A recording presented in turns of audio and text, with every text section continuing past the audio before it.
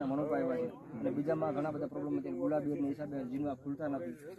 હળાના પ્રશ્ન બહુ છે અત્યારે. એ પ્રોબ્લેમ આમાં નથી. કારણ કે મેન વસ્તુ અત્યારે ખેડૂતોને શું છે તમને કહું કે હળો જે કપાસમાં આવે ગયા પછી છે ને માઇન્ડ ડાયવર્ટ થઈ જાય છે. અમારે શું ખર્ચાઓ કર્યા હોય ને હળો આવી જાય જીનવા ખુલતા નથી. તો આમાં અત્યારે ચોખ્ખી વીણી જોવા મળે રાજુભાઈ. હા, ચોખ્ખી વીણી. હા, તો આપણી સાથે રાજુભાઈ છે. રાજુભાઈ ઘણું બધું અવલોકન કર્યું અને રાજુભાઈના કહેવા પ્રમાણે આવડેથી આપણે બીજા લોકોને ભલામણ કરવી. રાજુભાઈ કહે છે કે વેરાયટી મેં જોઈ છે કે વેરાયટી બહુ મને સારી લાગી છે. તો કાકા તમને વેરાયટી કેવી લાગી? સારામાં સારી કહેવાય. બરાબર, પણ મને સારા સારી કહેવાય. એટલો ખુલતો નથી.